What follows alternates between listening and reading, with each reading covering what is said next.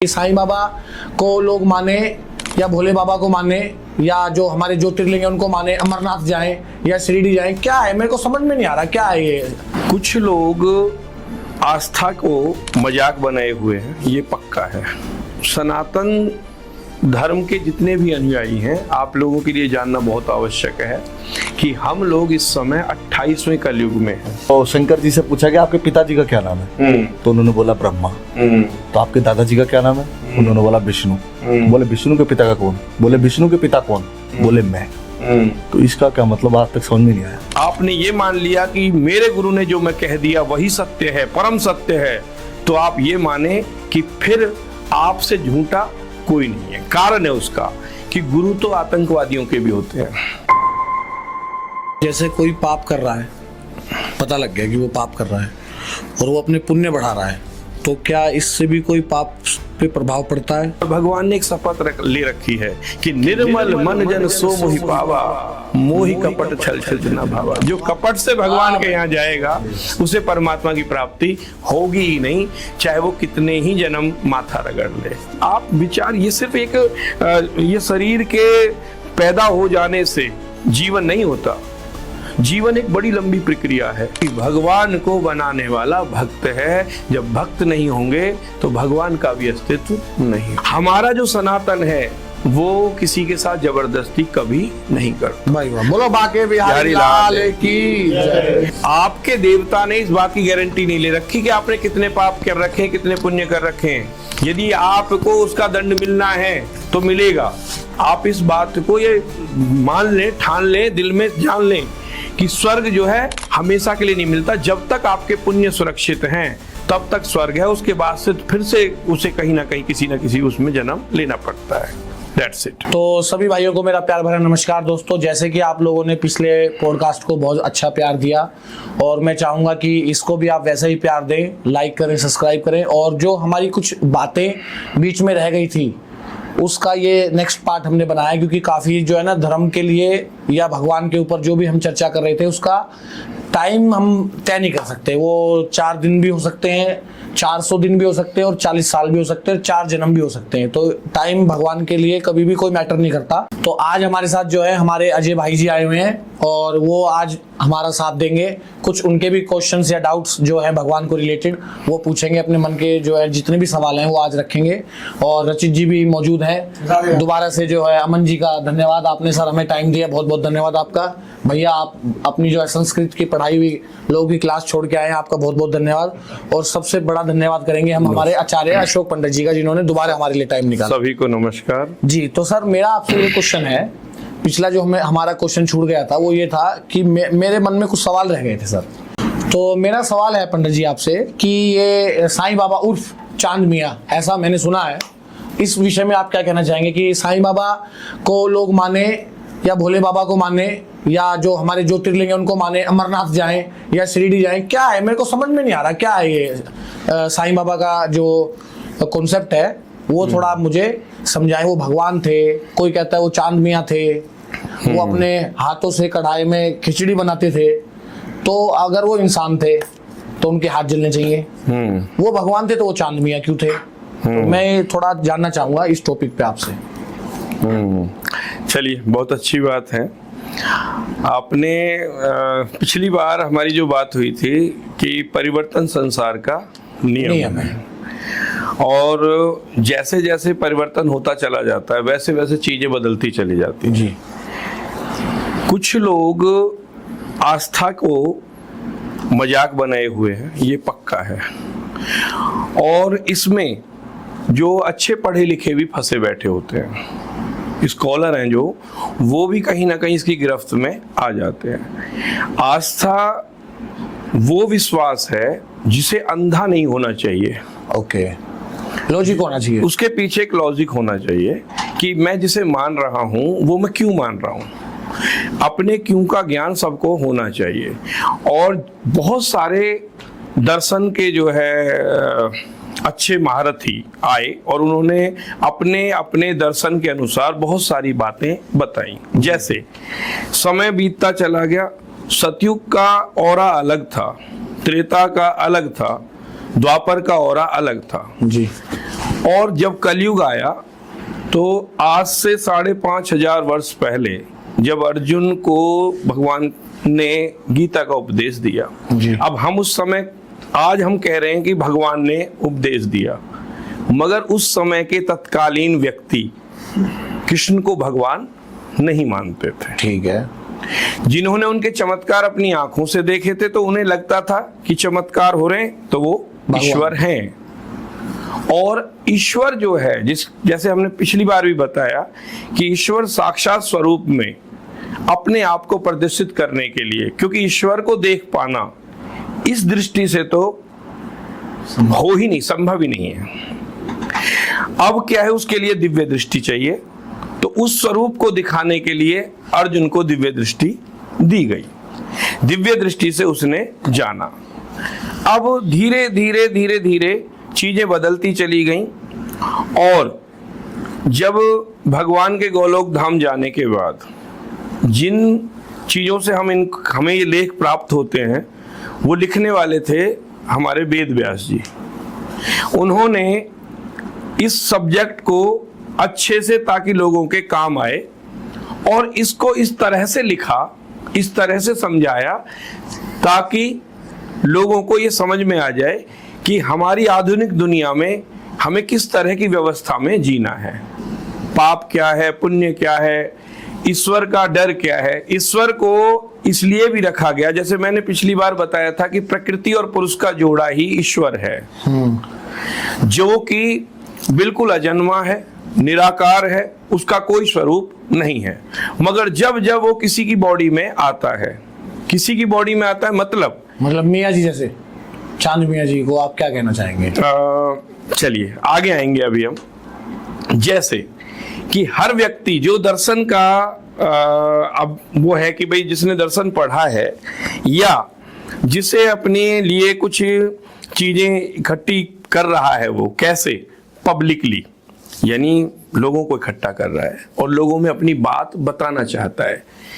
अब आप ये समझें कि जो वो बता रहा है वो केवल एक क्षेत्र की भी भौगोलिक परिस्थिति हो सकती है। वो आवश्यक नहीं है कि वो पूरे भूमंडल पे एक प्रकार से लागू हो ही नहीं सकती।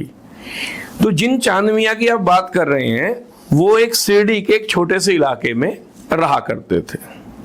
उनके विषय में बहुत सारी भ्रांतियां हैं, बहुत उनके विपक्ष में थे और बहुत उनके पक्ष में भी थे। जो पक्ष में हैं, ऐसे लोग आज भी हैं जो हर तरह के चमत्कार के पीछे सीधा जो है जय जयकार लगाते हुए झंडा लेके निकल पड़ते हैं। आज भी लॉजिक नहीं निकालते, वो पहले भी लॉजिक नहीं निकालते थे। मतलब आपका कहने का मतलब है चांद मियाँ को मानने वाले लॉजिक में नहीं है। चांद मियाँ को मानने वाले लॉजिक में नहीं है, या ये कह लो कि अभी तक उन्हें जो सच्चे परमात्मा की प्राप्ति नहीं हो पाई है। क्योंकि खुद चांद मियाँ कह रहे हैं अपनी उंगली उठा के कि सबका मालिक एक। भाई वाह। तो जो चांद मियाँ जिसे प्रदर्शित कर रहे हैं, अब उन्हें आप चांद मियाँ कहें, उन्हें साईं बाबा कहें, जो गुरु जी कहें, कुछ भी कहें, वो गॉड का मैसेज अपनी भाषा में प्रोवाइड करवा रहे हैं, लोगों को बता रहे हैं। अब उनके विचार आवश्यक नहीं है कि जो पूरे भूमंडल के लिए सार्थक ही हो सकता है कुछ के लिए निरर्थक भी हो। क्योंकि कभी भी गुरु की जो वाणी है, आपने ये मान लिया कि मेरे गुरु ने जो मैं कह दिया वही सत्य है, परम सत्य है, तो आप ये माने कि फिर आपसे झूठा कोई नहीं है। कारण है उसका कि गुरु तो आतंकवादियों के भी होते हैं। करेक्ट। बुराई भी सिखाने वाले गुरु होते हैं और अच्छाई सिखाने वाले भी गुरु होते हैं। दिक्कत ये है कि हम फॉलो क्या कर रहे हैं। हमें बहुत लोगों के बीच में आप जाएंगे, आपको बहुत लोगों की बातें अच्छी लगेंगी, कुछ को मेरी बात भी बुरी लग रही होंगी, कुछ को अच्छी लग रही होंगी, मगर आंख बंद करके किसी को फॉलो करना ये सबसे बड़ी गलत और अपराध वाली श्रृंखला है। हमें किसी को भी आंखें बंद करके फॉलो नहीं करना चाहिए, क्योंकि उसका कारण है एक जैसा रंग सब पे सूट नहीं करता, एक जैसे कपड़े सब पे सूट नहीं करते, एक जैसे विचार सबके ऊपर लादे नहीं जा सकते। भाई वाह। एक तरह का भोजन किसी के ऊपर लादा नहीं जा सकता। हमारा जो सनातन है वो किसी के साथ जबरदस्ती कभी नहीं करता। भाई वाह, बोलो बाके बिहारी लाल की जय। अब मैं चाहूंगा कि हमारे संतोष भाई और अमन जी का कोई क्वेश्चन था वो रह गया था पिछली बार, जी वो अपना कंटिन्यू करें। मेरा वही क्वेश्चन था लास्ट में, जो रामायण में हम लोग आए थे, सीता जी का मतलब रामायण, राम जी भगवान थे, मानते थे अपने आप को, उनको पता था कि मैं भगवान हूँ या नहीं हूँ, तो आपने वहाँ पे बीच में रुका था। हाँ, वहाँ एक बात और आई थी। अमन जी ने कहा था कि हमने टीवी पे देखा है कि काल जो है स्वयं वहाँ आए थे, राम जी से मिलने आए थे जी, और उनके जो है ब्रह्म स्वरूप का क्योंकि उनका जो समय था वो कुछ समय और रह गया था इस धरती पर, उन्हें बताने आए थे काल की भी अब ये समय आपका पूरा हो चुका है। मगर हमारी इस वार्ता को कोई यदि देखे तो देख ले गलती से भी, तो उसे आप सीधा मृत्यु दंड देंगे। लक्ष्मण ने वो देख ली थी। चलिए, वो तो एक कथा हो गई। अब आपका सवाल है कि ब्रह्म, असलियत में पहले तो हम ये बात जाने कि ब्रह्म है कौन। अभी हम पिछली बार हमने जब बताया था कि ब्रह्म एक ऊर्जा है, ऊर्जा का एक इतना बड़ा स्रोत है जिस सूर्य के विषय में जो हमें चमकता दिखाई देता है, जो पूरे भूमंडल पे अपना प्रकाश देता है, उसके बारे में पिछले सहस्त्रों वर्षों से अलग अलग प्रकार से, ऐसा नहीं है कि आज हमें जो साइंस दिखाई दे रही है ये आज ही आविष्कार हो रहे हैं। आर्यभट्ट को जन्मे हुए भी लगभग 2000 वर्ष हो गए, उन्होंने भी अपनी तरफ से इन्हें इस तरह के मोह किए हुए थे। वो भी अलग अलग प्रकार से अपनी अपनी चीजें बना रहे थे। उससे पहले भी बहुत सारे जो है आविष्कार हुए। इन आविष्कारों से ये जाना गया कि सूर्य जो है पृथ्वी से कई लाख गुना बड़ा है और एक आग का गोला है। जब हम उस आग के गोले को अभी 1% जान नहीं पाए, तो ईश्वर को जानना बहुत बड़ी बात है। ईश्वर एक पावर हाउस है। अब उस पावर का जो अंश जिसके अंदर भी आ गया, अंश हम कैसे मान सकते हैं? जो एक मेजॉरिटी को सुख देने वाला हो। मेजॉरिटी किस चीज की रहेगी? अधिकतर उन लोगों की जो पाप क्या है, किसी को पीड़ा देना, और पुण्य क्या है, किसी की पीड़ा हर लेना। सनातन हमेशा यही कहता है कि भाई किसी की पीड़ा हरो। जो दुष्ट है उसे दंड मिले, और जो अच्छे लोग हैं, जो अपना ईश्वर की प्राप्ति के लिए चाहे वो किसी भी तरह से उपासना कर रहे हैं। पहले क्या होता था, आपने देखा होगा, सुना होगा, रावण या अन्य प्रकार के जो राक्षस थे वो क्या करते थे? तपस्या करते हुए व्यक्तियों की तपस्या भंग करते थे। जैसे हवन कर रहा है कोई, क्योंकि उन्हें वो उनकी जो पूजा थी वो समझ में नहीं आती थी, उनको उसकी पूजा पद्धति समझ में नहीं आती थी। उन्हें ऐसा लगता था कि जो हम कर रहे हैं वो सही है। यही एक श्रेष्ठ वातावरण तब होगा जब हम ये माने कि जो हम किसी के ऊपर किसी चीज को लाद नहीं सकते। जैसे शक्ति है, वो बहुत बड़ी शक्ति है, और अभी मैंने बताया कि जो पूरा समुदाय जिसको भी चाहने लगता है उसे ही भगवान बना देता है।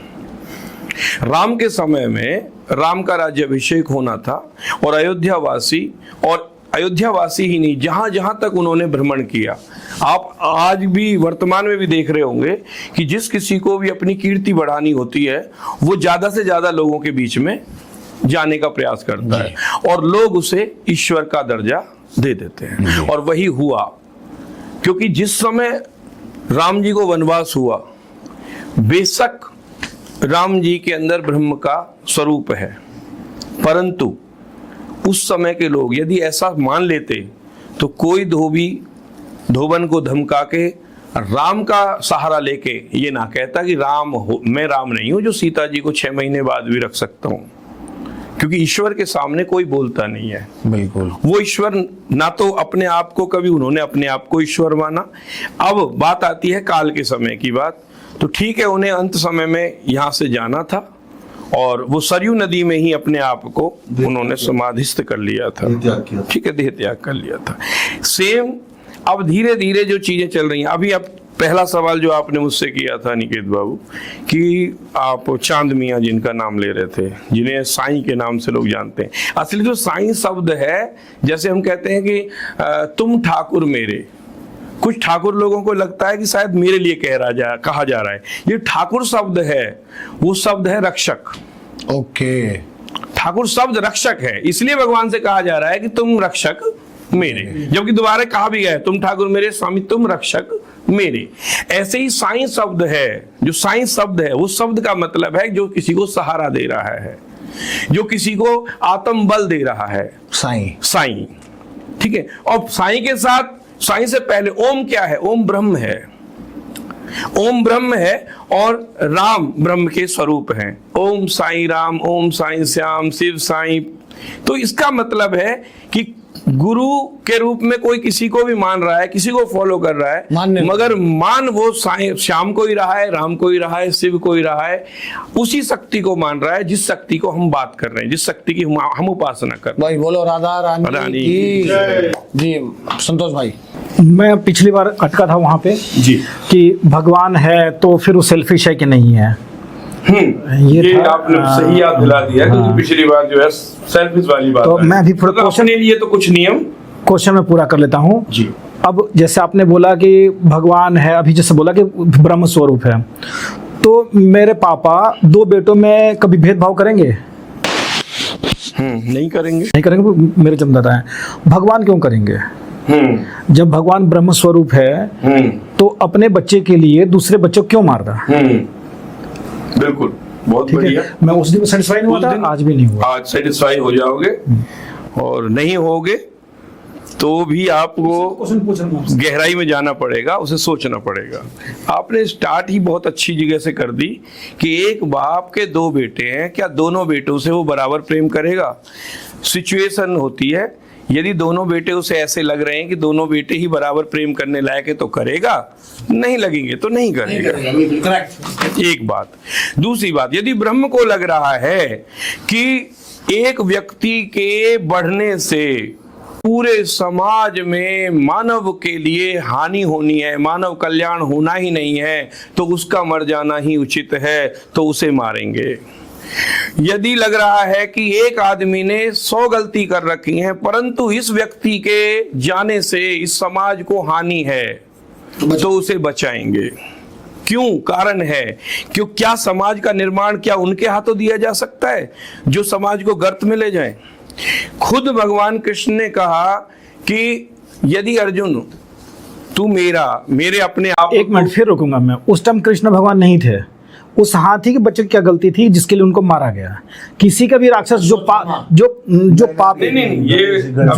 जो पापी मरा, मैं वहीं पटका हूँ, जो पापी था, राक्षस के किसी सर ला देते जो पापी था, उसके मरने से भलाई भी होता, गणेश जी का भी बराबर मतलब वो हो जाता। उस हाथी के बच्चे की क्या गलती थी? ठीक है।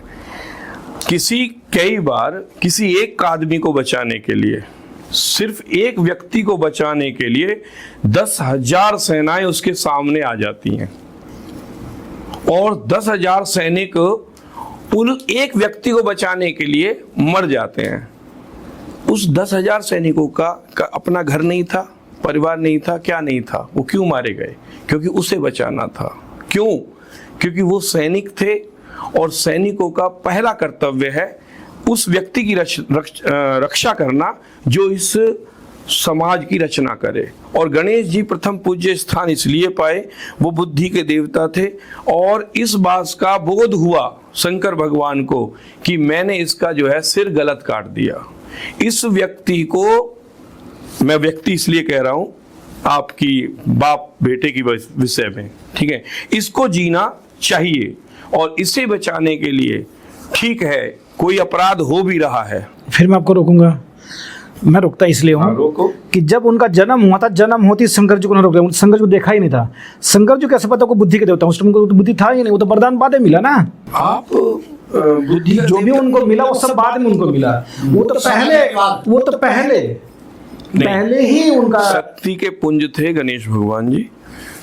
खुद पूरी तरह से शंकर भगवान जब पूर्ण रूप से विफल हो गए थे उनसे युद्ध करने में, तब उन्होंने अपनी एक अंतिम शक्ति लगाई थी जिससे उनका शीश कटा। इसका मतलब है कि वो पूरी तरह से उनके बाहुबल से परिचित हो चुके थे कि गणेश जी किस प्रकार के व्यक्ति हैं, जो एक माँ के लिए, माँ के सिर्फ वचन को निभाने के लिए इस तरह की जो चीजें कर रहे हैं। तो इस वजह से उन्हें सभी देवताओं के आग्रह पे उन्हें जो है वापस जीवित किया गया। कि माँ के लिए, उनके लिए सबसे बढ़िया था, सबसे अच्छे कि माँ के रक्षा करने लिए। हम सब माँ की रक्षा करते हैं, शायद मेरी मम्मी की रक्षा के लिए मैं तो अभी भी 2 मिनट में अपनी जान दे दूंगा मैं। तो फिर स्पेशल वही क्यों हुआ? कहने में और करने में बड़ा फर्क है। जैसे मैं उदाहरण दूंगा, उदाहरण सुनिए। काली देह में गेंद चली जाती है और भगवान कन्हैया उस नाग को नाथने के लिए उसमें कूद पड़ते हैं। यशोदा माँ को पता चलता है, यशोदा माँ ये कह रही है कि लल्ला तू नहीं रहेगा तो मैं भी अपना जीवन त्याग दूंगी। ऐसा कई बार, वो उन्हें जान से ज्यादा प्यारा है मेरा बच्चा। वो जमुना जी में गई और जैसे ही गले तक पानी आ गया, विचार किया कि बच्चा तो गया, भाग के आ गई और वापस लौट आई। ठीक है, वापस लौट आई। कन्हैया ने उस समय कहा कि माँ यदि तुम लौटती ना, और मेरी, क्योंकि तुम मेरी माँ थी, मरती तो तुम तब भी नहीं, परंतु और माओं के लिए दुख ना होता। कम से कम हर माँ के अंदर ये जज्बा हो जाता कि मैं अपने बेटे के लिए मर तक जाऊंगी। मगर आज तक के इतिहास में क्या ऐसा कभी सुना है आपने कि किसी बाप की मृत्यु हो गई और बेटे ने भी प्राण त्याग दिया हो? नहीं। बेटे की मृत्यु हो गई हो तो बाप ने भी उस गम में प्राण त्याग दिया हो। वो अलग बात है कि उसके दुख हो मन से काफी दिन बाद वो त्याग जाए, मगर इस तरह से नहीं त्याग कि तू मर गया तो मैं भी मर जाऊंगा। क्यों? क्योंकि हमारा धर्म सिखाता है हमें कि जो व्यक्ति चला गया है उसके अधूरे कार्यों को भी यदि हम पूरा कर दें तो भी समझो एक तरह से वो, उसे हम एक तरह से जीवन दे रहे हैं। वाह, मतलब हमने अपने पिताजी को जिंदा रख रखा है। दूसरी बात, अभी जो आपको सेटिस्फाई करने के लिए इस बात को फिर आपको बताऊंगा। गणेश जी ने के धड़ के ऊपर हाथी का शीश रखने के बाद उनको जो उपाधि दी वो दी गजानन की। जितना भी हाथियों का समूह था उनके अंदर एक जीवन आ गया कि हमारे नाम से भी, हमारी जाति से भी भगवान के नाम से लोग पूजे जाएंगे और हम ईश्वर की कहीं ना कहीं कैटेगरी में आ गए हैं। तो एक बच्चे के बलिदान को, क्योंकि बलिदान दिया है उसने, एक तरह से बलिदान दिया है। अब महाभारत के युद्ध में अभिमन्यु मारा गया, अब हम उसको उंगली उठा दें कन्हैया पे क्यों मरवा दिया? उसके बाद घटोत्कच मारा गया, चाहते तो बचा सकते थे, चाहते तो बचा सकते थे, और चाहते तो सबको बचा सकते थे। खुद भगवान ने गंधारी से श्राप लिया अपने लिए, यदुवंश के वंश खत्म होने के लिए, नाश करने के लिए। क्यों लिया? उसका कारण था कि जैसे ही भगवान का यदुवंश में जन्म हुआ तो जब अपने वंश का कोई व्यक्ति बहुत बड़ा हो जाता है तो ऑटोमेटिकली उनके रिश्तेदारों को, यारों को इतना एटीट्यूड आ जाता है कि वो सबसे पंगा झगड़ा लेना शुरू कर देते हैं। मेरा तो फलाना है, अभी आ जाएगा, मुझे बचा लेगा। ऐसी व्यवस्था देखकर, आपस में झगड़े देखकर, द्वेष भावना देखकर भगवान ने चाहा कि इनका संहार होना निश्चित है, होना चाहिए, और उसी लिए उनका भी संहार हुआ। ईश्वर ने विचार किया है कि हर व्यक्ति, आप विचार, ये सिर्फ एक ये शरीर के पैदा हो जाने से जीवन नहीं होता। जीवन एक बड़ी लंबी प्रक्रिया है कि हम अपने जीवन में कर क्या रहे हैं, कितना बड़ा काम कर रहे हैं। यदि एक व्यक्ति महत्वपूर्ण है, जिसे हम महत्वपूर्ण की संज्ञा दे देते हैं, जिसके लिए जेड सिक्योरिटी देना शुरू कर देते हैं, क्या वो माँ के लाल नहीं है जो उन गोलियों के सामने खड़े होते हैं और उसे सुरक्षित कर रहे होते हैं, एक विशेष व्यक्ति को? तो आप यही समझें कि गणेश जी एक विशेष व्यक्ति थे और उनका जीवन उनके लिए उस समय अमूल्य था। इसलिए हाथी के बच्चे का बलिदान दिया गया, और वही प्रेरणा हाथियों को भी मिली कि हाथी भी, चाहे बेशक जंगल का राजा सिंह है, मगर हाथी अपने आप में अपने कस बल से सिंह को भी चुनौती देता है। और उन्हीं के नाम से गणेश भगवान को गजानन के स्वरूप में हम प्रणाम करते हैं। बोल गणेश भगवान की। लेकिन एक बात और बोलूंगा मैं आपको यहाँ पे, आपने बोला विशेष व्यक्ति है तो उनको बचाया गया, ठीक है। इंद्र के बारे में आप जानते हैं जी, देवराज इंद्र तो उपाधि है, कोई पर्टिकुलर कोई भी उस उपाधि में बैठ सकता है। बहुत सुंदर बात, ठीक है। तो उस कंडीशन में जलंधर जो शंकर जी का अवतार थे जलंधर में क्या कमी थी कि जो उनके इंद्र नहीं बनने दिया गया, और वहाँ पे इंद्र कितने सही थे कि जिन्होंने जलंधर को छल करके मारने के लिए हमेशा उकसाया, और भगवान ने इंद्र का साथ दिया, जलंधर का साथ क्यों नहीं दिया? आप इन्हें ना, पहले तो ये क्लियर कर दूं कि आप इन्हें भगवान की बॉडी ना समझे। किसको? इंद्र को। इंद्र को, जलंधर को, ये भगवान के जैसे एक मैनेजमेंट के हिस्से हैं। तो उनका साथ क्यों दिया? मैं तो बता रहा हूँ, मैं हूँ, अनिकेत भाई हैं, अनिकेत भाई के सब मैनेजमेंट में हैं, मैं गलत हूँ और बार बार गलती कर रहा हूँ, तो इनका मुझे समझाना या कोई तीसरा थर्ड पर्सन जो मेरे जगह अच्छा है, मेरे से बेटर है, तो ये मुझे रखेंगे या मतलब उसको मरवाएंगे? जैसे अभी इंद्र का नाम ले रहे हैं भैया, तो हमारे भगवान विष्णु, भगवान शंकर जी, ब्रह्मा जी, ब्रह्मा विष्णु महेश के नाम लेते थे। पर जो मेरे सुनने में, जैसे आप जैसे आचार्य जी के साथ में बैठा, तो कहीं से ये ज्ञान मिलता है कि इंद्र ही राजा थे देवताओं के। आप ये समझे कि एक कमेटी है ईश्वर की, उस कमेटी का एक राजा बना दिया प्रधान, उन्हें इंद्र बनाया, और इंद्र जो है उन सारे प्रजापतियों की, चाहे वर्षा के देवता हैं, पवन देवता हैं, सूर्य देवता हैं, चंद्र देवता, इन सबको एक कंट्रोल देंगे, और यदि कोई समस्या आएगी तो वो सूचित करेंगे भगवान विष्णु को, शंकर भगवान को और ब्रह्मा को। हालांकि ब्रह्मा जी तपस्या में लीन है, उन्हें इन सब बातों से कोई लेना देना नहीं है, वो अपना उत्पन्न कर दिया है उन्होंने। पालन करने का जिम्मा है विष्णु भगवान का, और संहार का जिम्मा है शंकर जी का। तो हर आदमी अपने अपने एक डिपार्टमेंट के साथ बंधा हुआ है। अब गलती हम लोगों की है कि हम गलत डिपार्टमेंट में जाके अपनी दस्तावेज जाके दे के आते हैं, पता चलता है कि हमारा तो ये काम हुआ ही नहीं। कैसे होगा जब आपने चुनाव ही गलत कर लिया?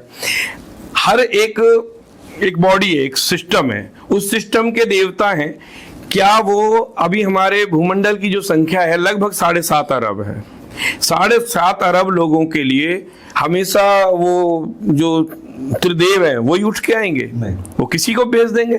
सही बात। वो एक शक्ति को ही भेज देंगे कि जा तेरे, एक विचार को भेज देंगे कि ये अभी फिलहाल जो है अमन किसी चिंता में व्यस्त है, ले पवन देव जाओ एक विचार दे के आओ इन्हें, और थोड़ी देर में आपके अंदर एक विचार आएगा और उसी विचार से आपको संतुष्टि प्राप्त हो जाएगी। वाह भाई वाह, क्या जवाब दिया। सही बात। होता है नहीं? प्रैक्टिकल देखें, मगर लोग विचार करें तो ही तो प्रैक्टिकल होगा।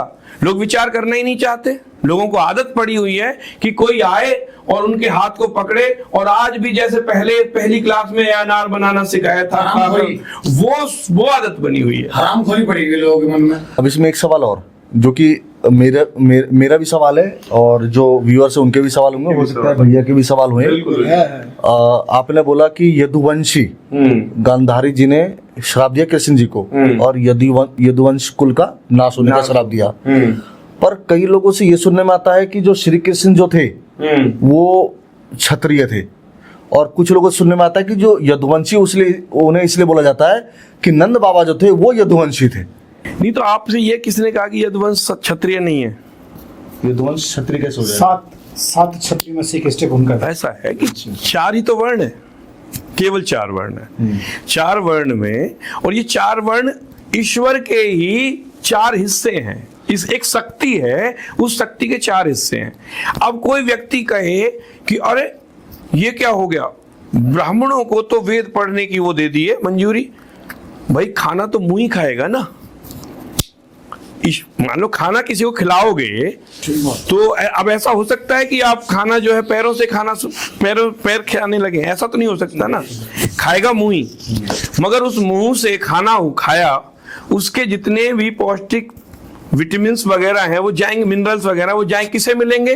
होल बॉडी को मिलेंगे। केवल ये पूरा ये इतना सा तो हिस्सा नहीं लेगा।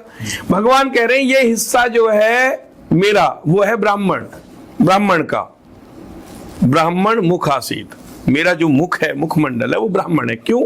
कि अच्छा खाए और इस होल बॉडी में अच्छा जाए, अच्छा सुने तो इस होल बॉडी में अच्छे विचार आए, अच्छा देखे तो इस होल बॉडी में अच्छे सारी चीज आए।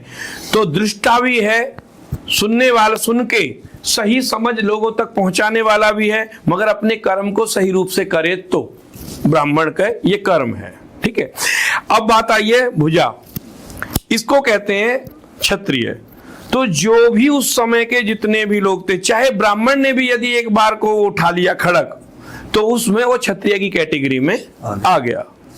और क्योंकि विश्वामित्र जी पहले क्षत्रिय थे, बाद में ब्राह्मण बने, ब्रह्म ऋषि बने, ठीक है, पहले राज ऋषि थे फिर ब्रह्म ऋषि बने।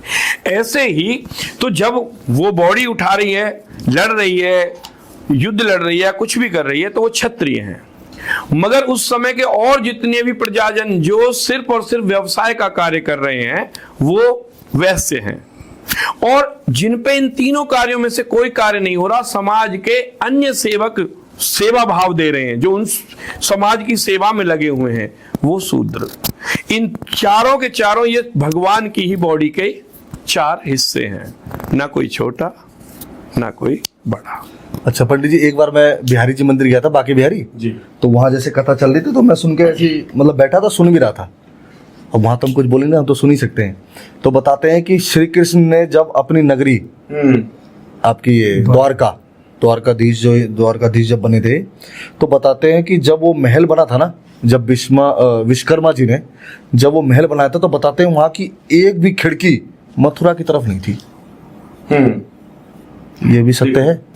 असलियत में क्या है कि कुछ चीजें ऐसी हैं जिनका शास्त्र से, जो लिखित शास्त्र है, लिखित शास्त्र में हम उन चीजों को लेते हैं, जैसे 2 महाकाव्य हो गए, कौन कौन से?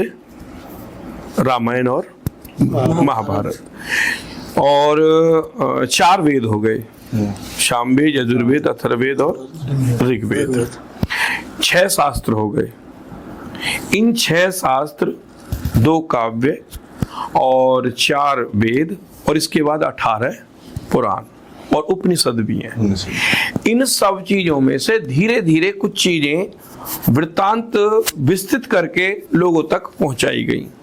तो उसमें क्योंकि मथुरा में जरासंध के बार बार आक्रमण करने के कारण जब मथुरावासी परेशान हो गए थे, दुखी हो गए थे, उनके जीवन को एक शांति का मार्ग देने हेतु द्वारिका नगरी को बसाया गया था। और कोई मोटिव नहीं था कि एक नगरी ऐसी बसाई जाए।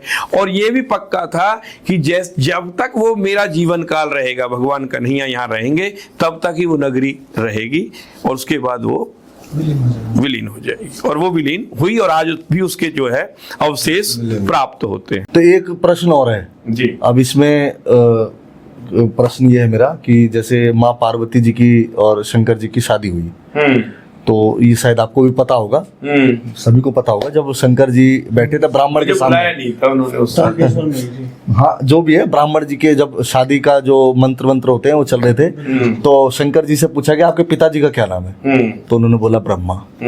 तो आपके दादाजी का क्या नाम है? उन्होंने बोला विष्णु। बोले विष्णु के पिता का कौन? बोले विष्णु के पिता कौन? बोले मैं। तो इसका क्या मतलब आज तक समझ में नहीं आया। बोले विष्णु का पिता मैं, बोले विष्णु को बुला के पूछ लो। ये भी एक दर्शन की ही बातें हैं। जैसे आदमी कभी बैठा होता है, जो ज्ञानी लोग होते हैं वो कहीं ना कहीं कुछ ना कुछ चीजों में से चीजें निकालना शुरू करते हैं। तो उन्होंने एक चीज निकाली कि इस तरह का हुआ होगा, क्योंकि वो पीढ़ी दर पीढ़ी के हिसाब से वो बात करते हैं, ठीक है। पर इसे हम थोड़ा सा और देखें जी। आप लोग सनातन धर्म के जितने भी अनुयायी हैं, आप लोगों के लिए जानना बहुत आवश्यक है कि हम लोग इस समय 28वें कलयुग में हैं। 28वां कलयुग है, ठीक है।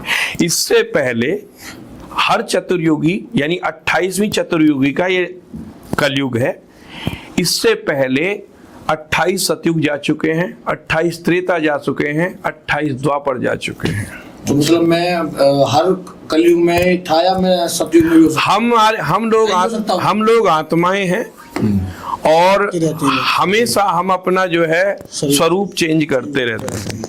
हम किस स्वरूप में थे, कैसे थे, और आपको जितनी भी ये कथाएं प्राप्त होती हैं, उन कथाओं में जो अंतर मिलता है, जैसे अरे ये चीज समझ में नहीं आई, ये कालांतर, वहां लिखा भी होता है कि कालांतर में, काल के अंतर में, यानी कि हो सकता है ये 27वें सतयुग की बात हो, 26वें सतयुग की बात हो। जब जब सतयुग आएगा तब तब हिरण्यकश्यप जैसा अभिमानी जीव पैदा होगा। जब जब त्रेता आएगा तब तब रावण और कुंभकर्ण जैसे लोग पैदा होंगे, और जब जब द्वापर आएगा तो कंस और दुर्योधन जैसे लोग पैदा होंगे। और जब जब कलयुग आएगा तब ये जितनी भी कल कारखाने, ऊर्जे पुर्जे, विज्ञान अलग प्रकार की एक चुनौती देंगे। इन सारी चीजों को हमेशा देते आए हैं, क्योंकि इस धरती से बाहर, इस धरती के गुरुत्वाकर्षण के कारण इस धरती से बाहर कुछ गया ही नहीं है आज तक। यदि किसी साइंसदान ने कोई चीज की कोई बनाई भी है तो कोई वो दूसरे ग्रह से तो लेके नहीं आया। इसका वो चीजें थी इसी धरती पर। इसी धरती पर पारा था जिससे आपका थर्मामीटर बना। बहुत सारी चीजें बनती है उस पारे से, बहुत सारी चीजें। और तो और धरती खुद ज्वालामुखी के रूप में फूटती है और उसमें से भी बहुत सारे खनिज, बहुत सारी चीजें निकालती है बार बार, समय समय पर।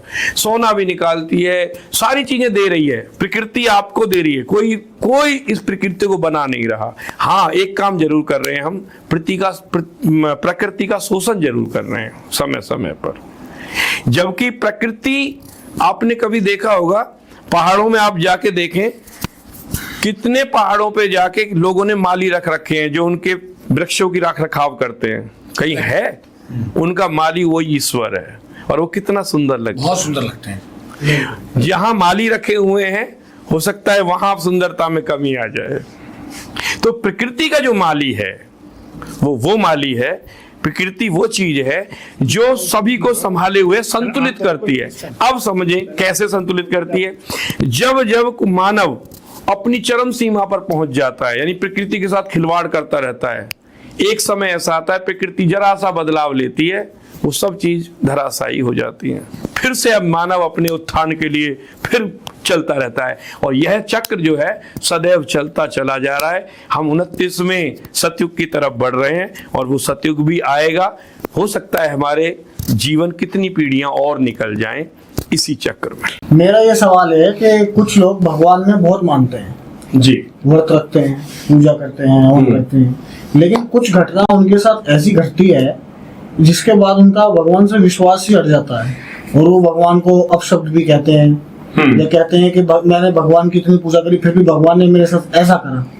तो उन लोगों के लिए क्या कहना चाहेंगे आप? इसी सवाल से मैं संबंधित एक और सवाल जोड़ देता हूँ। जी जी, इसमें जुड़ जाता है, पाप क्या है और पुण्य क्या है? हाँ, दोनों ही चीज एक साथ आ जाएंगी, कोई बात नहीं। अब जब आपने पाप और पुण्य कह दिया तो अपने आप ही ऑटोमेटिकली उसका जवाब भी हल्का हल्का सा आ गया। इसमें मेरा भी एक जवाब ये दे देना कि घृणा करने वाले में करुणा कैसे भरी जाए। घृणा करने वाले में करुणा कैसे भरी जाएगी, चौथा भी हम फिर पंडित जी एक जवाब मुझे भी दो कि आदमी व्रत तो बहुत रखता है और पूजा पाठ भी बहुत करता है और भक्ति में तो इतना लीन रहता है, उसके बाद भी अपशब्द बोलना, गंदे विचार उसके अंदर आना, ये कैसे दोनों चीज एक साथ पॉसिबल कैसे हो सकती है? भाई या तो अनिकेत बाबू, या तो पूरे मुझे बोलने की आवश्यकता नहीं है।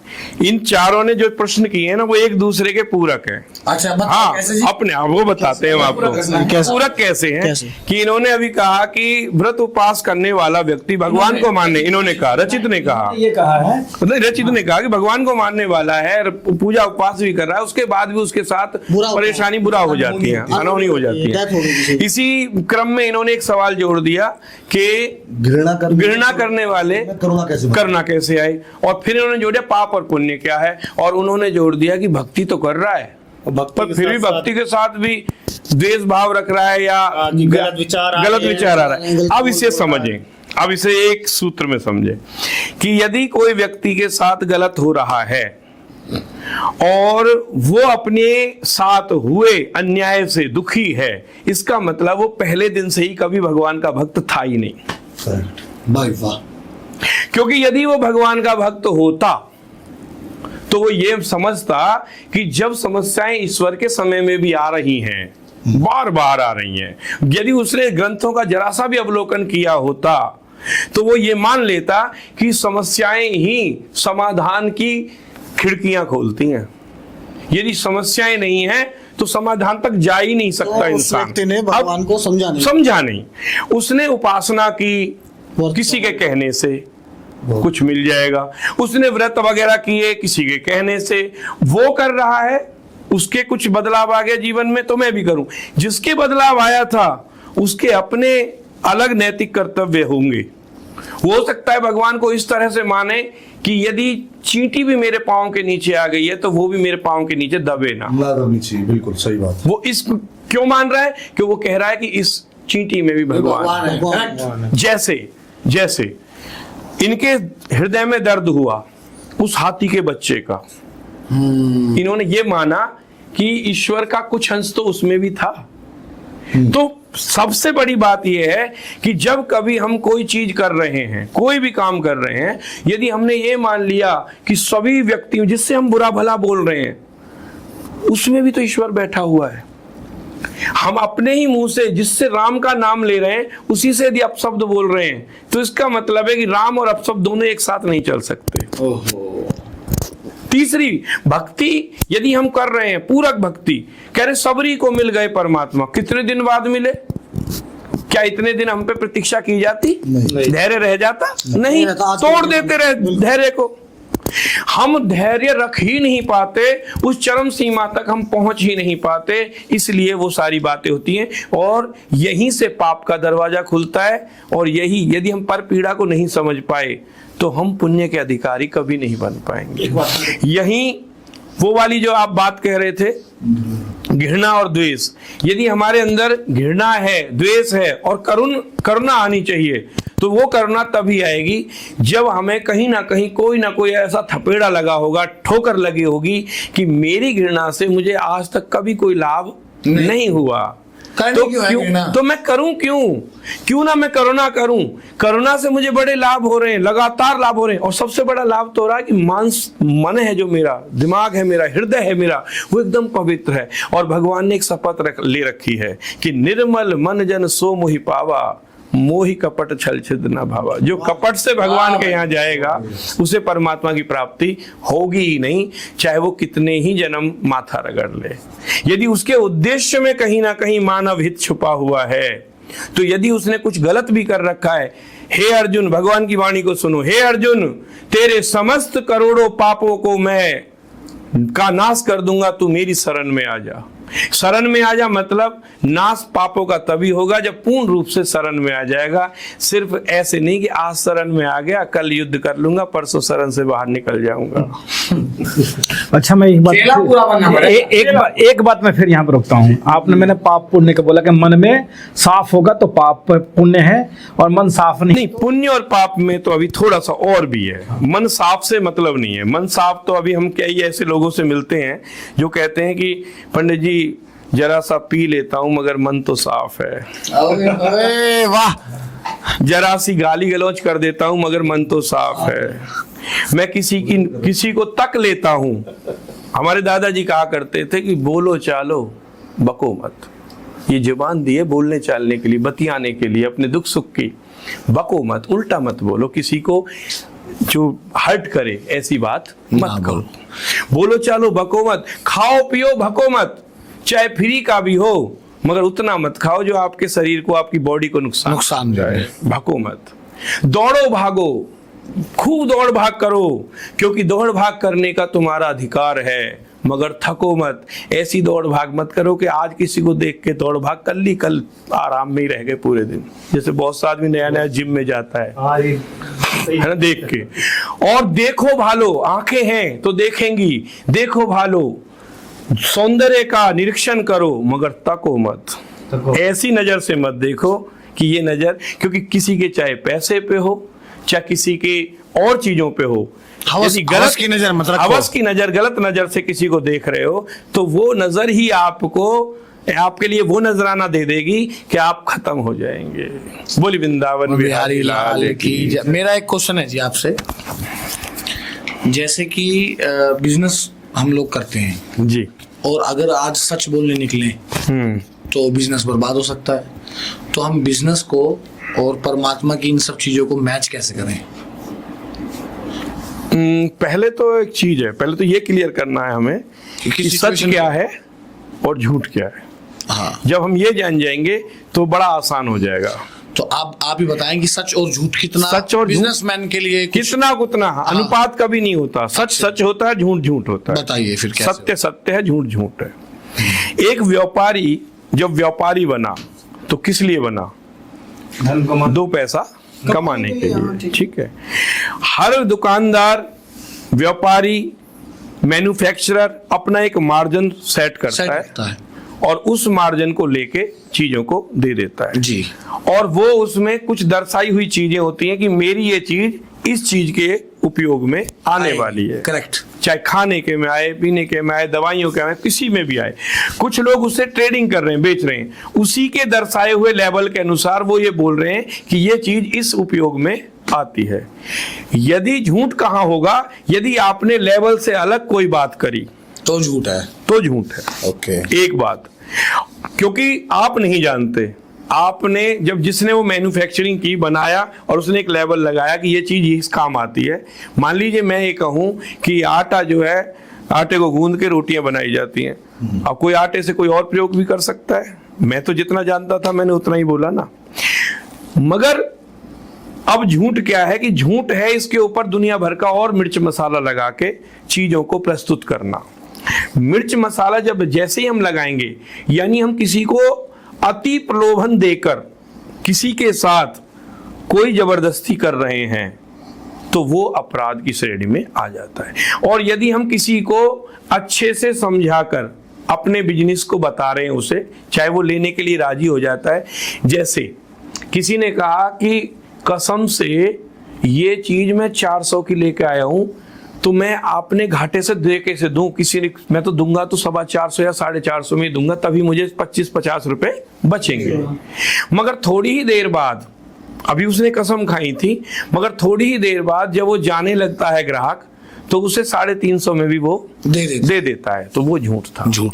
अच्छा, एक क्वेश्चन हो रहा है मेरा। जैसे सपोज ये दोनों भाई हैं, रचित और अजय जी, फॉर एग्जाम्पल, और मैं इनके लिए भी उतना ही प्यार करता हूँ और इनके लिए भी उतना प्यार करता हूँ, दोनों के लिए। लेकिन मुझे किसी कारणवश ये पता लग रहा है, मैं अपना बता रहा हूँ तो आप मुझे बताएं सही है कि गलत है, कि ये बंदा रचित नाम का जो व्यक्ति है ये मुझे धोखा दे रहा है, लेकिन मुझे कुछ फर्क नहीं पड़ रहा है उस बात का।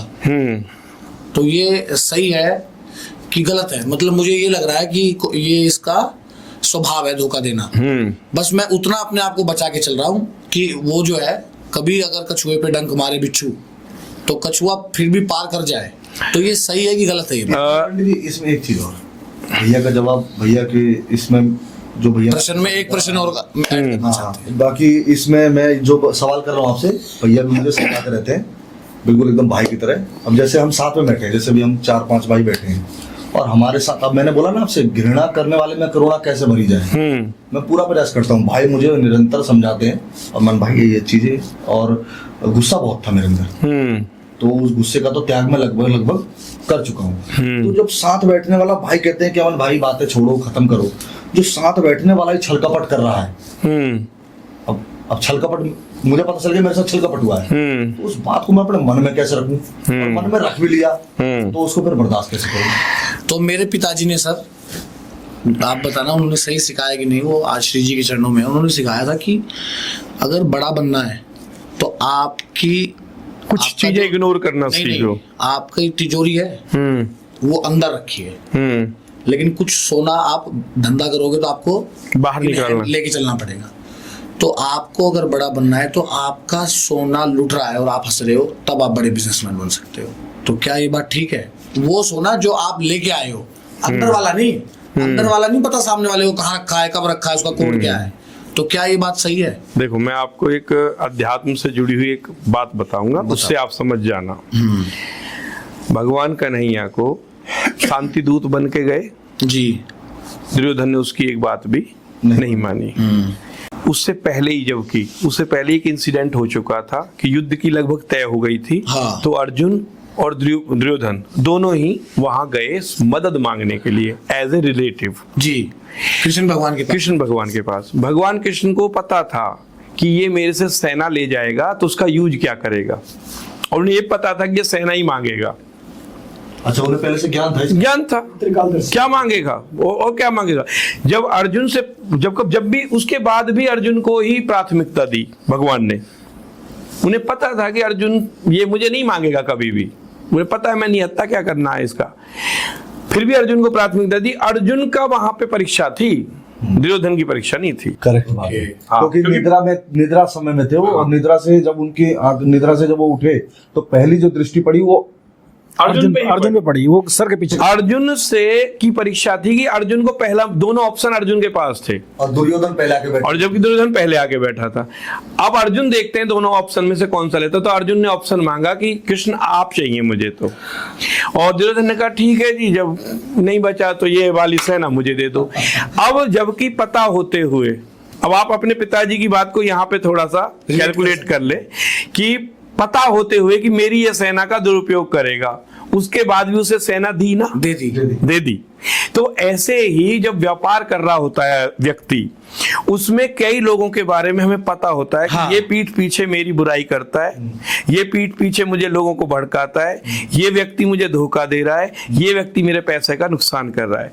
अब इसमें जो है एक मैनेजमेंट का जो हेड है या सीईओ लेवल का बंदा है, वो विचार, डायरेक्टर लेवल का बंदा, वो विचार करता है कि नुकसान करेगा तो कितना करेगा और इसके जरिए मैं फायदा कमाऊंगा तो कितना कमाऊंगा। करेक्ट। यदि फायदा ज्यादा हो रहा है, जबकि उसे पता ही नहीं है कि मुझसे फायदा कितना हो रहा है, क्योंकि वो तो नुकसान का ही की चेतना में है ना, मैं इतना नुकसान दे रहा हूं। जो व्यक्ति जिस तरह की चीजों में रहता है उससे ज्यादा वो सोच भी नहीं पाता। असलियत में फायदा उठाना एक अच्छे डायरेक्टर का अपना प्रथम कर्तव्य है कि वो किससे कितना लाभ उठाता है, नुकसान करने के बावजूद भी। वो नुकसान कर रहा है क्योंकि उसे सिर्फ नुकसान की पता है, उसे ये नहीं पता कि इसके सिर्फ आने और जाने से ही मुझे बहुत सारे लाभ मिल रहे हैं। तो इसलिए ज्यादा लाभ के चक्कर में कोई भी अच्छा व्यापारी छोटे नुकसान को सहन कर जाएगा, वो किसी बंदे को फिर वो इग्नोर, उसके पाप को भी इग्नोर कर देगा। अच्छा, जब मगर हमें पता है, हमें पता है कि ये बंदे की औकात इतनी ही है, हमें पहले से ही पता है XYZ, इससे ज्यादा वो नुकसान कर भी नहीं सकता। हाँ, तो फिर भी गुस्से में क्यों आना? क्योंकि जब आपको पता है, जब आप उसको लाए थे, बिल्कुल, जब आपको पता है ये काम करने से ये नुकसान कर सकता है, हाँ, तो जब वो नुकसान कर रहा है तो आपको हंसना चाहिए ना। और जबकि इतिहास से भी पता होता है, जब हम किसी को किसी जगह से लाए ना उठा के, तो ये भी पता होता है कि हमें किसी को हम लाए हैं तो हमें पता होता है कि वो वहां से कैसे आया है और वो क्या कंडीशन कर सकता है। आप बताओ। अच्छा, किसी सांप को वैसे हालांकि हमारा जो है वो, अगर सांप को दूध पिलाएंगे डसेगा। जैसे मेरे साथ हुआ छलका पर, और मैं जान रहा हूँ इनको अपने अंदर डेवलपमेंट करनी है। कैसे करूँ मैं मतलब कंट्रोल तो है, पर वो चीजें अब सहन करूँ या नहीं करूँ, तो है हमारी अंदर चीजें, उसको कैसे खत्म? तो उससे किसका नुकसान हो रहा है जी? नुकसान मेरा हो रहा है। तो बस, तो ये खुद ही जवाब हो गया इनका, मन को ठेस मेरे पहुंच रहा है। तो ये जवाब तो इन्हें खुद ही मिल गया। जब हम, पता है समस्या क्या है कि ये ना पता हो हमें कि दर्द कहाँ है।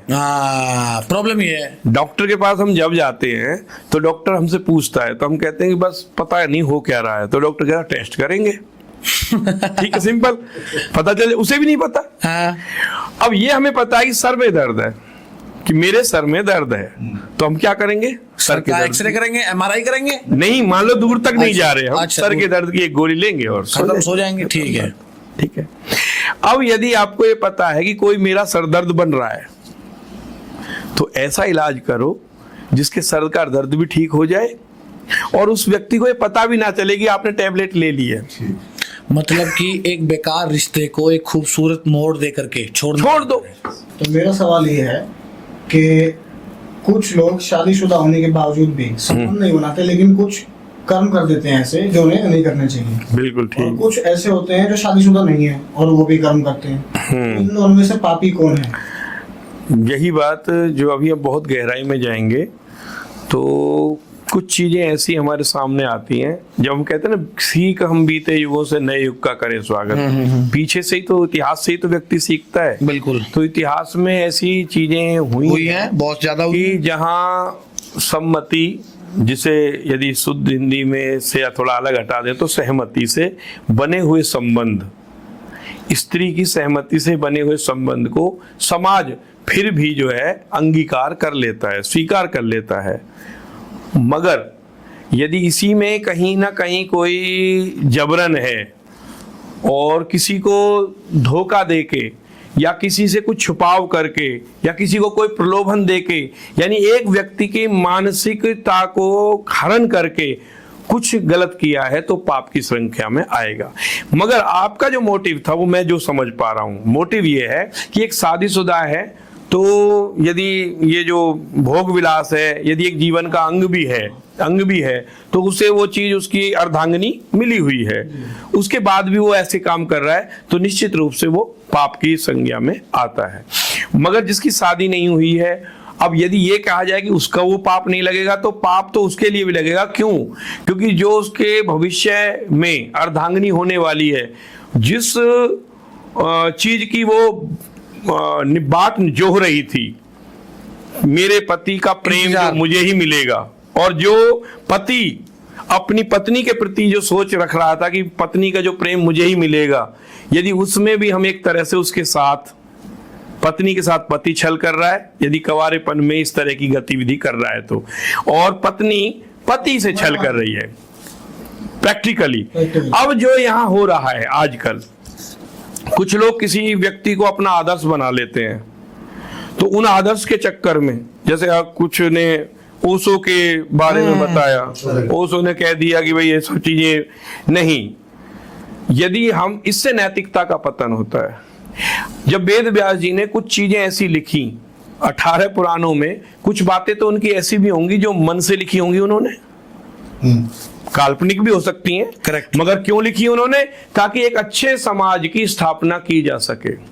क्या हम ऐसे समाज की कल्पना कर सकते हैं? क्या ऐसा व्यभिचार हमें परोसा जाए कि चारों तरफ इस तरह की घटनाएं हों? हम ये मान ले, हम यदि ये मान रहे हैं कि यदि एक डर का नाम भी ईश्वर है, हम उसी बात को यहीं उठा के लाएंगे, तो वो भी अच्छी बात है कि हमें मानना चाहिए कि हमारे चारों तरफ इर्द गिर्द कहीं ना कहीं एक ईश्वर की शक्ति है जो हमें देख रही है।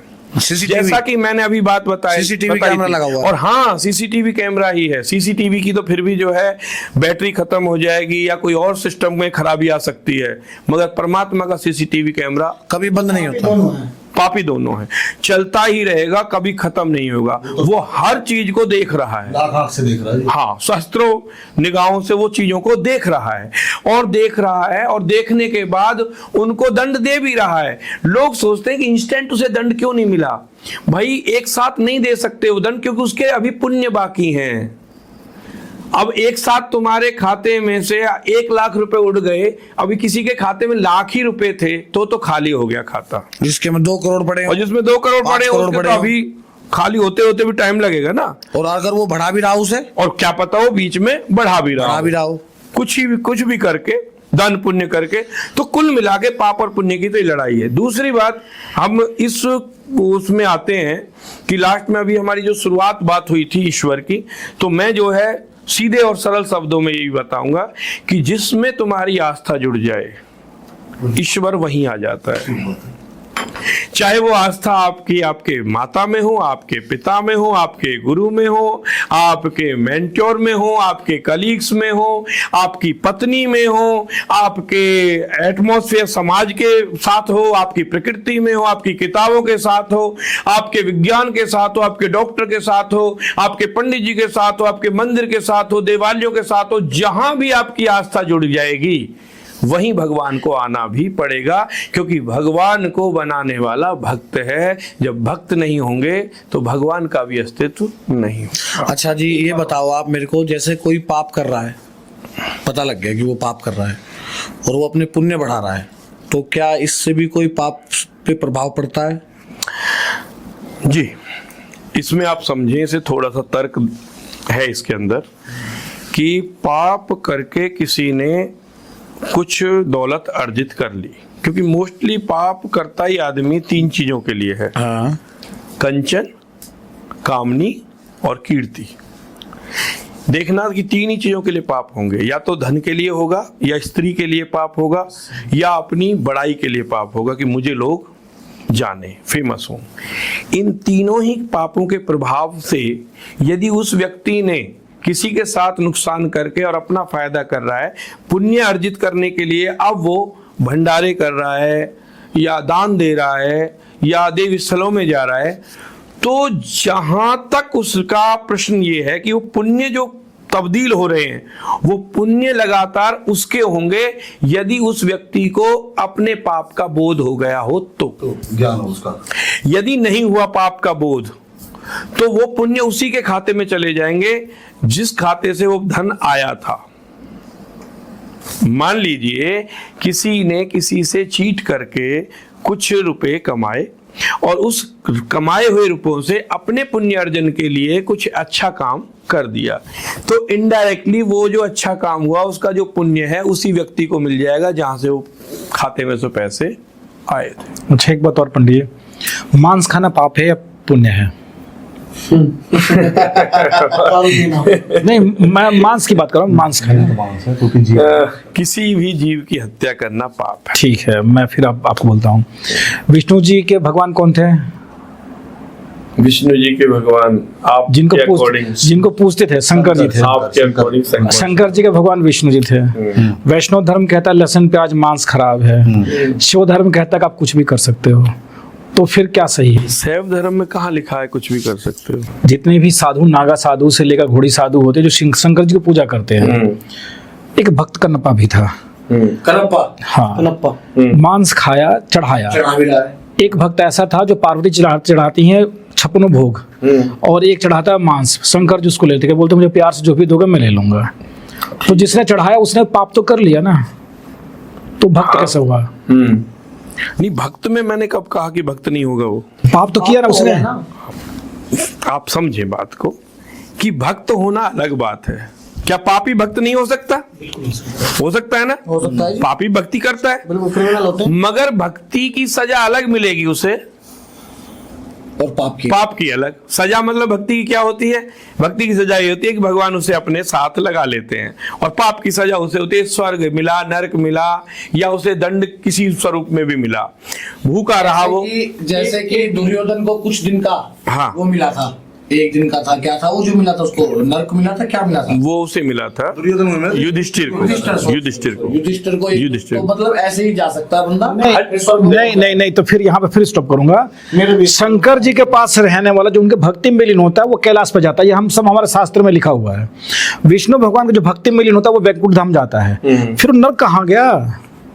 कहाँ नरक गया? एक बार भी आप मुझे शंकर जी का कोई भी ऐसा भक्त बताइए जिसने पाप किया हो और एक दिन के भी नरक गया हो। भक्त पाप किया हो, प्रैक्टिकल भी हाँ, नहीं कलयुग में नहीं, पीछे हम तो पीछे से सुनते आ रहे हैं, जो लिखा वही तो समझ रहे हैं हम लोग। तो कहाँ है पाप? क्या दूसरा एक बात और, अर्जुन, युधिष्ठिर, भीम, नकुल, सहदेव, ये 5 थे, इन्होंने दबा के मांस खाया। ये जो आपने सोर्स कहाँ से लिया आपने कि जो कि अर्जुन ये सब जितने भी लोग थे मांस खाते थे? बताऊं, ये हालांकि गीता वगैरह में नहीं लिखा हुआ है, लेकिन जब वनवास हुआ था तो उस टाइम ये था कि उन्होंने क्या खाया था।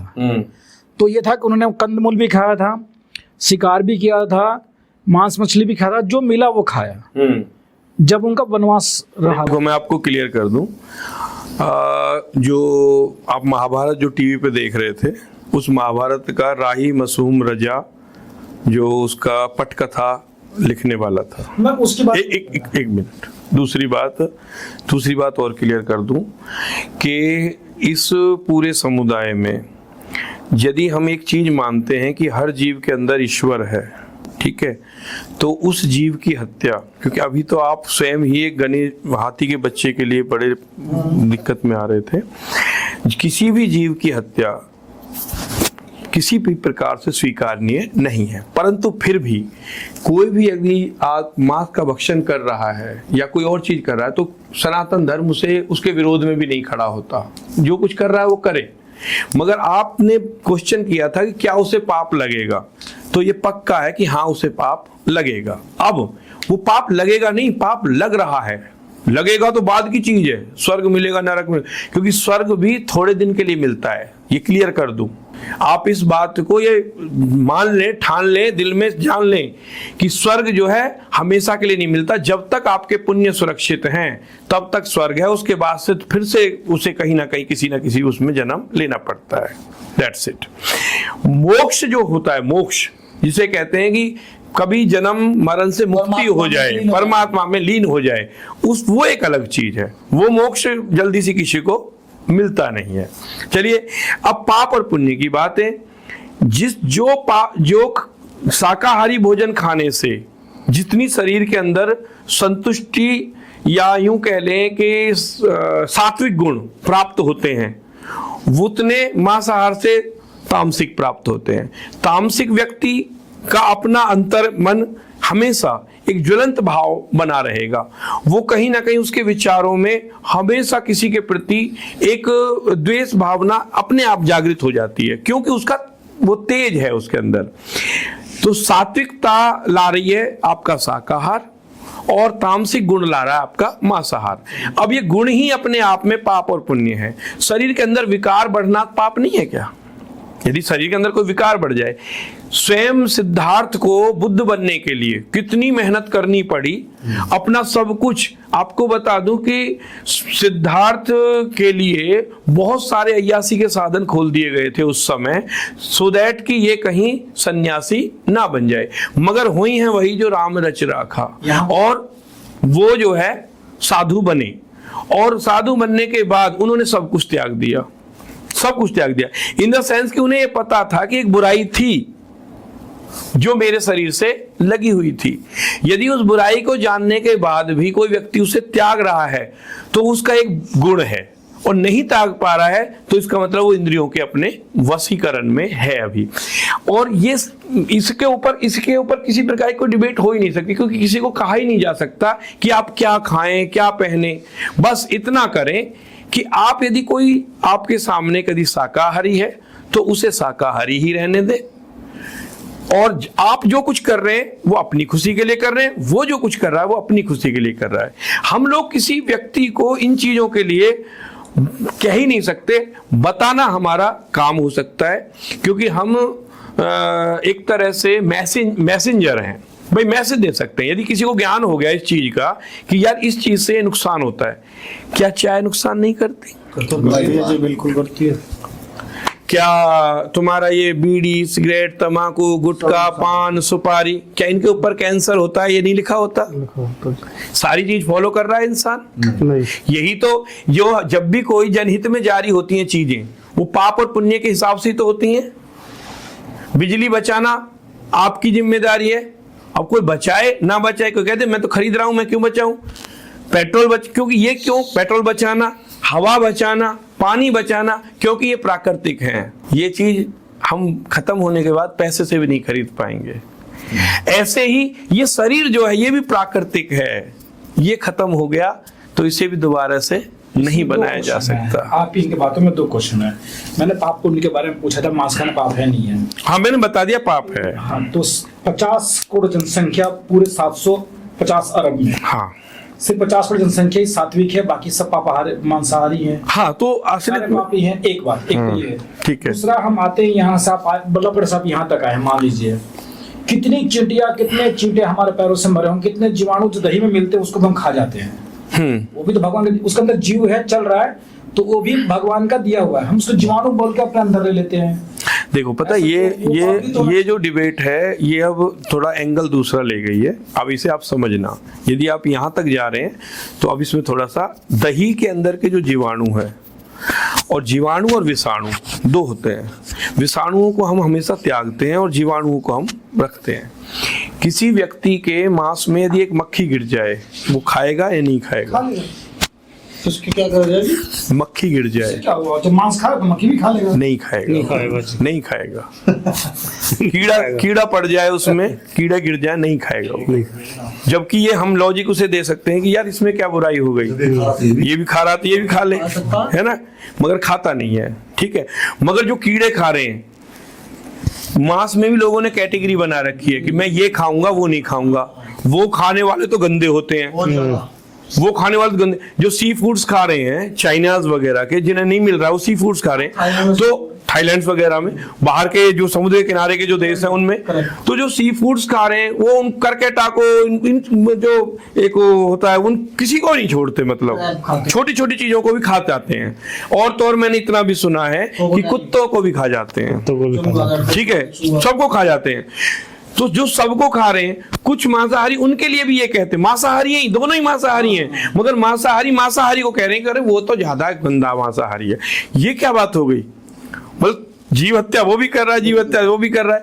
अब जीव सरसों के साग में भी है, यदि जो बढ़ रहा है उसमें भी है, मगर वो जीवाणु है, उसमें चित्कार नहीं निकलती, उसमें वो मरते समय रोता नहीं है, सोचने की शक्ति नहीं है। उसमें सोचने की शक्ति नहीं है। वो प्रकृति से बढ़ रहा है, प्रकृति से वो भी प्राकृतिक रूप से वो भी बढ़ रहा है, मगर वो जीना चाहता है, वो दौड़ता है, भागता है, मगर वो जो खड़ा है वो दौड़ता भागता नहीं है। ऐसे कैसे तो उसकी आवाज नहीं निकलती होगी, किसकी? जो सरसों का साग। चलो ठीक है मान लेते हैं, मगर हमारे अपने शरीर के अंदर भी यदि हम खोल दें इस शरीर को पूरे को, तो इसके अंदर भी बहुत सारे जीवाणु हैं। हम छोटे छोटे तंतुओं से ही बने हुए हैं, और उस बॉडी सेल्स जो है, सेल्स ही अपने आप में जीवाणु ही तो है। मैं शरीर के अंदर उसकी बात नहीं कर रहा, मैं करूँ जो बाहर से मैं भक्षण कर रहा हूँ, मैं वही बता रहा हूँ, पाप है। तो दही खाना ही पाप है। दही खाना कैसे पाप है आप बताओ? बहुत सारे मिल जाएंगे आपको जो हाँ, तो जीवाणु है ना वो, नहीं जो मेरे शरीर में जो मुझे दिखाई नहीं, समझो मुझे, जो मुझे देखने पड़ रहे हैं, ऐसे तो किसी भी चीज को देखेंगे। आपको पता है लोहे में जंग लगता है, जंग भी जो है ना, जंग जिसे जंग कह रहे हो आप, वो भी एक प्रकार का जीवाणु विषाणु है जो उसे लगातार खा रहा है।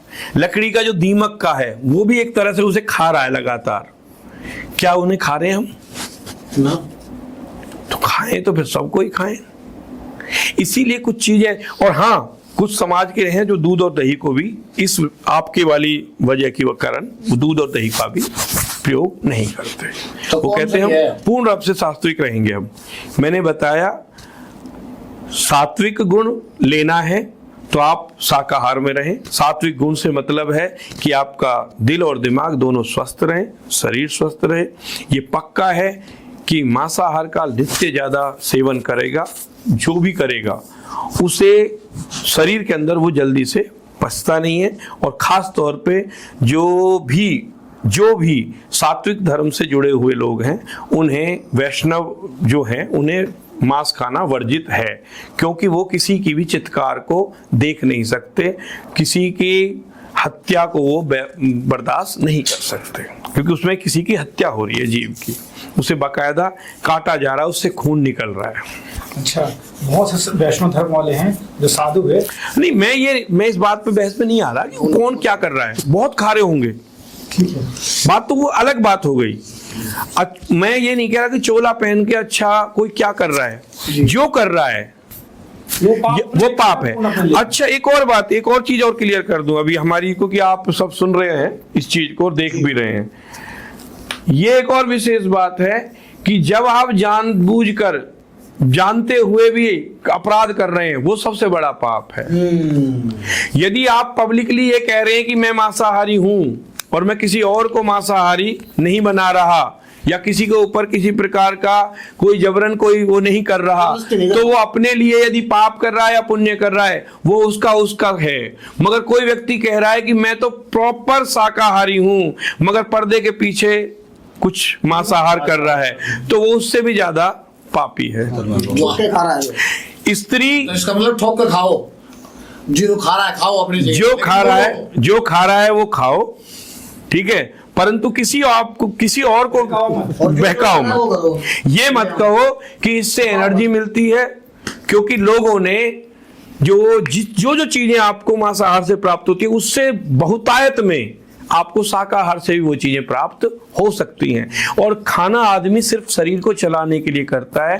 जैसे जैसे हम उन्नत होते हैं, मुझे समुद्र के किनारे रहने वालों ने मुझसे पूछा, एक समय ऐसी डिबेट में बैठे हुए थे, उन्होंने पूछा कि पंडित जी, जिनके पास और कोई सहारा ना हो, लक्षद्वीप, वहां खाना ही ये पड़े, सी फूड उन पे ही आधारित है, तो क्या करें? हमें खूब लगता है कि हमें ये छोड़ देना चाहिए। तो ये बात हो रही थी हमारी हरियाणा में, यही तो जब बैठ के बात हो रही थी यहाँ, मैंने कहा आप कहाँ बैठे हुए हो? बोले यहाँ। मैंने कहा यहाँ तो कहीं समुद्र आसपास नहीं है, आप लोग वहां से मंगा के और जब उसे खा रहे हो, इसका मतलब साधन संपन्न होने के बाद भी और आपका मन कह रहा है कि हमें ये छोड़ देना चाहिए, तब भी आप खा रहे हो, तो ये पाप है, ये विशेष पाप है। अगर मन कहे ये चीजें नहीं चाहिए तो आज ट्रांसपोर्टेशन का सिस्टम इतना बेहतर है कि कोई चीज कहीं भी ले लो आप, कोई की कहीं भी ले लो। और यदि मन नहीं कह रहा कि छोड़ने का, तो आप, इसका मतलब है कि आप जो है जानबूझ के किसी चीज को, क्योंकि मन है पापी है। ऐसे लोग बहुत हैं इस दुनिया में कि जो भक्ति का चोला पहने हुए हैं मगर गलत कर रहे हैं। तो क्या किया जाएगा उसका?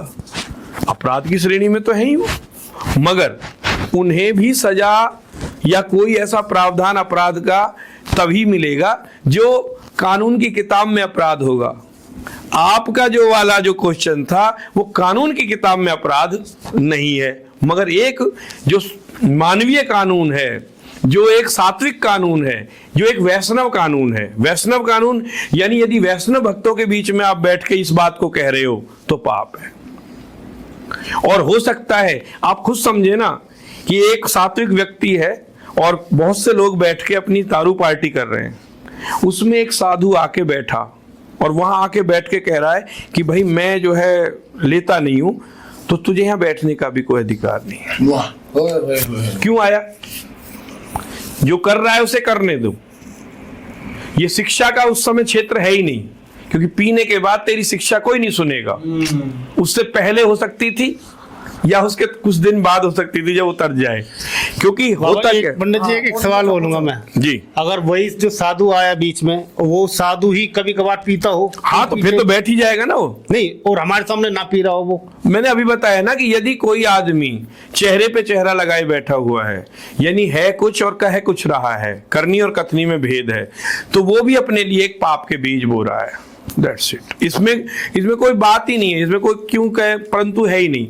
और आपको और बता दूं कि इन चीजों को आज जानता नहीं आदमी, परंतु परमात्मा की माया ऐसी है। जिस समय आपने पिछली बार क्वेश्चन किया था कि क्या कर्म किसी का पीछा छोड़ता है, कि मुझे सब याद है, तो कर्म किसी का पीछा नहीं छोड़ता। हमारे कर्म हमारे साथ ही हमारे साथ सदैव बने रहेंगे। जितने भी जीवों की चत्कार लगेगी हमें, उनकी हाय लगेगी या कुछ भी होगा, क्योंकि कारण है हम लोग, पता क्या है, हम लोग वर्तमान को देखते हुए देखते हैं कि यार वो बहुत अच्छा है, सब कुछ ठीक ठाक है, मगर ये भी होने चाहिए। क्या पंडित जी मतलब अगर ये किसी भी से मांसाहारी भी होने चाहिए। क्यों होने चाहिए? क्योंकि शाकाहारियों के लिए शाकाहारी नहीं मिल पाएगा, फिर वो बेचारे हर चीज के लिए तरस जाएंगे। हम पाप गलती से कर भी रहे हैं, तो हम अपना पुण्य का स्तर भी बढ़ा दें थोड़ा ज्यादा। एक चीज है इसमें, हाँ। थोड़ा सा, मतलब पाप ऐसा हो जो किसी को डिस्टर्ब ना कर रहा हो, देखो सुनो। किसी को वो ना कर रहा हो। नहीं, क्या आप बोलते मुझसे हैं इस बात के लिए मत कहवाओ। अच्छा। मैं नहीं कहूंगा। यदि पाप का आपको बोध है, मुझे बोध है, यदि हम चारों पांचों में से किसी को भी बोध है, और हम ये कह रहे हैं कि अब तक के हुए पाप को मैं के लिए गलती मांग रहा हूं और आगे पुण्य करूंगा, तब यहां तक तो ठीक है। ठीक है, मगर ये यदि ये भगवान के सामने भी ये कहे कि यार ये एक तरफ से मेरा एक साइड से पाप भी चलता रहे और एक साइड से पुण्य भी चलता रहे, तो भगवान कहेंगे यार मुझे कंफ्यूज मत कर, जो तुझे करना है वो करता रहे। तो लास्ट में देख, दंड में देख लूं। चित्रगुप्त बैठा रखा है, लास्ट में प्लस माइनस कर वो लेंगे। वो प्लस माइनस हम करेंगे, क्योंकि ऐसे हो नहीं सकता, ऐसे हो नहीं सकता। हमारे तो चित्रगुप्त संजय जी हैं कंपनी के, प्लस माइनस करते हैं ना। क्यों हो नहीं सकता वो? क्योंकि आप या तो पूरी तरह से सरेंडर होंगे या पूरी तरह से आप बाहर जाएंगे। और बंदा सोच रहा है कि वो जो कर रहा है वो पाप ही नहीं है, तो हाँ, उसके सोचने से होता क्या है? आज तक जो सोचा था उसने पहले, क्या हुआ उसके साथ? सोचने से कुछ नहीं होता। जब अभी कई बार अभी बात हुई थी कि बहुत से गाड़ियों में, सभी में देवताओं की मूर्ति लगी होती है, वो चला रहे, गाड़ी चला रहे होते हैं, उनका भी एक्सीडेंट हो जाता है। तो वो जो देवता है जो सामने बैठा है, ऐसा एक सवाल एक मूवी में भी, तथाकथित मूवी थी, उसमें भी किसी ने पूछ लिया था, उसके जवाब पे वो चुप हो गए थे। मैं जवाब देता हूं इसका। आपके देवता ने इस बात की गारंटी नहीं ले रखी कि आपने कितने पाप कर रखे हैं, कितने पुण्य कर रखे हैं। यदि आपको उसका दंड मिलना है तो मिलेगा, क्योंकि यहां प्रारब्ध भी जुड़ा हुआ है आपके साथ में। यदि आज आप आनंद की जीवन जी रहे हैं तो कहीं ना कहीं आपका प्रारब्ध बहुत मजबूत रहा है, और उसे और ज्यादा मजबूत करने के लिए हम पैसा, कीर्ति, ये सब कुछ किस लिए कमाते हैं? अपने आप बढ़ाने के लिए, अपने आप, अपनी लाइफस्टाइल को और अच्छा करने के लिए, अपनी लाइफ स्टाइल को या जीवन यापन करने के लिए। जीवन यापन करना। जीवन तो सबका ही कटता है, और कोई शौक पूरे करने के लिए, अपनी लग्जरियस बढ़ाने के लिए, अपनी विरासत बढ़ाने के लिए। ध्यान देना, यदि किसी ये पता चल जाए ना पहले ही दिन कि मेरी इस संपत्ति को यूज करने वाला कोई नहीं रहे, तो वो धन भी नहीं कमाएगा। अब जिसका कोई नहीं है उसने भी धन कमाया है, उसने भी बहुत बड़े एम्पायर खड़े किए हैं, ठीक है। क्यों? क्योंकि उसने उन लोगों को ही अपनी संपत्ति मान लिया है। बस ये फर्क है बड़ी सोच में और छोटी सोच में। यदि मैं इस जीवन में कुछ कर सकता हूं तो मुझे करना चाहिए, और नहीं कर सकता हूं तो किसी करते हुए को रोकना नहीं चाहिए, क्योंकि जो कर रहा है उसका आप कर नहीं सकते तो सहयोग करो अच्छे से, क्योंकि तुम कुछ नहीं कर सकते, वो कुछ करने के लिए चला है तो उसकी राह पकड़ लो और उसे बड़ा बनाओ। अब बड़े बनने यानी बड़ा बनना मतलब पूरी तरह से बड़ा बनना, हर तरह से बड़ा बनना। क्योंकि बड़ा वो होता है जो हर प्रकार के उन लोगों तक के जो निचले से निचले वर्ग के भी काम आए, और काम तभी आ सकता है जब वो कुछ करेगा इस दुनिया में। तो जो कर रहा है उसका साथ देते चले जाएं।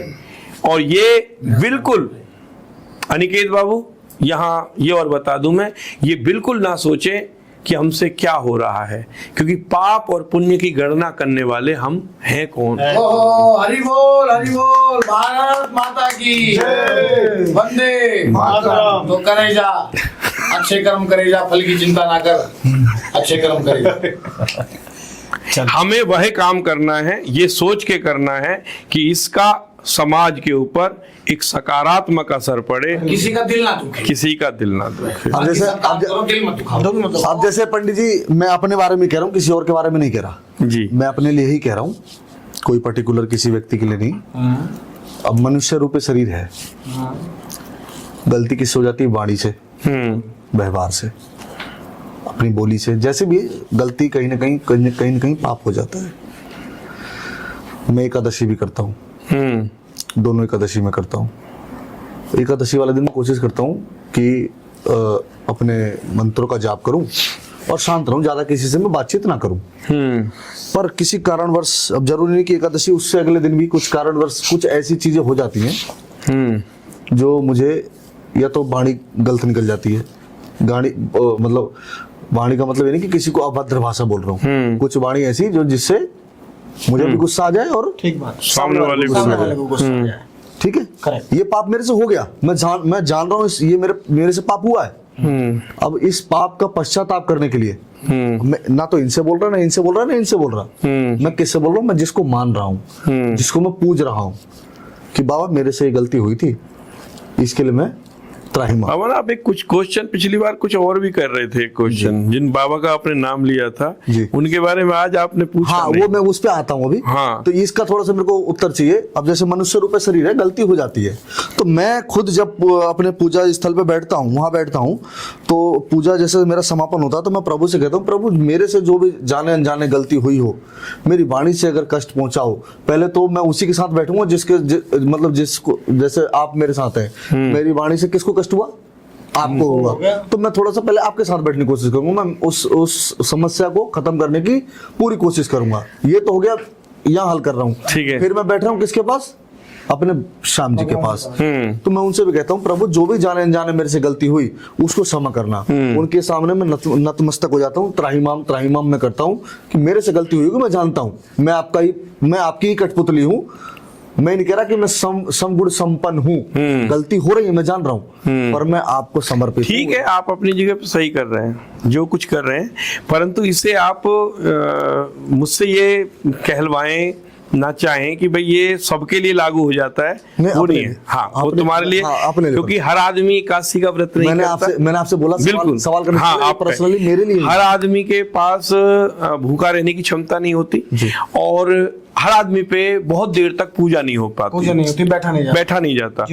तो जो पूजा नहीं कर रहा है, क्या वो परमात्मा का भक्त नहीं है? ये भी गलत है। भक्त तो सब है। परमात्मा का भक्त वो भी भक्त है, सब है, पर ये वो समय निकाल रहा है, वो समय नहीं निकाल पा रहा। क्योंकि यदि आंखों के देखने मात्र से, भगवान के दर्शन मात्र से ही भगवान की प्राप्ति होती तो अंधों को भगवान नहीं मिलते, मगर मिलते हैं। जी, उन्हें मिलते हैं। जो यदि वाणी का गुणगान करने से ही परमात्मा की प्राप्ति होती तो जिनकी जबान नहीं है परमात्मा उन्हें नहीं मिलते, मगर मिलते हैं, सबको मिलते हैं। हाँ, मिले हैं। बिल्कुल। जो गूंगे हैं, बहरे हैं, पैरों से चल के आज तक कभी मंदिर नहीं गए, मगर परमात्मा का ध्यान सदैव उनके हृदय में है। परमात्मा का ध्यान करना, परमात्मा को पहले समझना, इसी की बात की हमारी यहाँ बातचीत चल रही थी। अभी हम अगले एपिसोड में परमात्मा के विषय में और चीजें जानेंगे, क्योंकि अभी हम परमात्मा को सही तरीके से जान नहीं पाए हैं। सच में मेरा एक क्वेश्चन और सही में नहीं जान पाए, क्योंकि असलियत में हमने परमात्मा को नहीं, यदि अमन बाबू परमात्मा एक होता तो जानते मगर परमात्मा तो सबने अपने अपने अलग अलग बना रखे हैं। बना रहे हैं, स्वरूप अलग अलग होगा, स्वरूप, है ना? और वैसे भगवान ने भी बना रखे अलग अलग डिपार्टमेंट। हाँ, मगर क्या परमात्मा एक नहीं है? एक है। एक है, पर परमात्मा एक ही है ना?